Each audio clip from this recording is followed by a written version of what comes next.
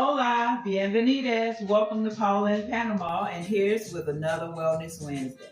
So I was talking to a friend. We're both female. We're both over 50. We both suffer with some menopause things going on, like belly fat, night sweats, all the different things you have, anxiety. It's a lot goes on with your body when you have menopause. And another thing is belly fat. Oof. So I've been battling that, and I only started battling that since I started taking Ozempic. And so my last two panels were normal. So my next panel, hopefully I'll be able, my A1C will be great enough where I can wean myself off Ozempic. But since then, I've been adding some things like smoothies or juicing to help me my inflammation, help night sweats, just pretty much help my physical and mental well-being. But today we're talking about anything you can add to a smoothie. First, I start off with a base. And normally that base is either the thickened, also, of course, for flavor. So in the bottom here, you'll see I have the Greek yogurt. I only use Greek yogurt. It's better for you. And I use a plain, or I use a vanilla, or vanilla and honey, something to that effect. Or if I don't have Greek yogurt, I'll use a banana or avocado because it's going to take on the flavors that you add into it. And it also thickens so you have a nice thick smoothie. I don't normally use too much water. That's why what I do is I use a frozen fruit or veggie and some fresh because I want that fresh taste and I want it to taste like an ice. I want it to taste like a smoothie. And then also I add my different supplements, collagen. That's great for wrinkles. That's great for tightening your, great for muscle tone because you know we lose a lot of muscle tone after 50. Also, the magnesium is great for you. There's a lot of great things that happens with when you use magnesium in your body, and I'll explain all this to you in detail in the description.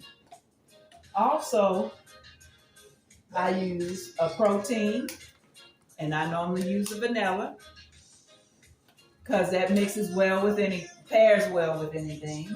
And then also I use the ashwagandha. That's great for belly fat too. That's great for your appetite. Also great for anxiety and things of that nature. Also helps you sleep better at night with those night sweats. Okay?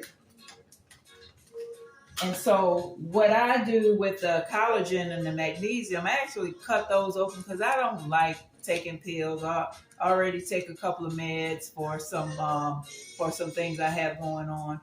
But I cut these open and I put these in the smoothie. That's why you see the powdery substance there, okay?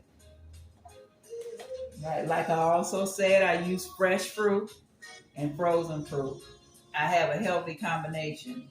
And then what I use is normally a plant-based milk. I normally use almond, oat, cashew, and anything like that. But today I'm going to try a plant-based protein vanilla milk. And I have tasted it. It does taste pretty good. And then I'll add that here. And it all depends on how thick you want it, and it's how much milk I use. All right. Then I also have the frozen coconut. I normally just it's frozen, so I just chop that up, add that into here, and it gives it a nice blend, And that's 100% coconut, so 100% natural. Everything I use is all natural, all right? And then also I have some juices here, like watermelon, and that's just watermelon, period, no water, anything.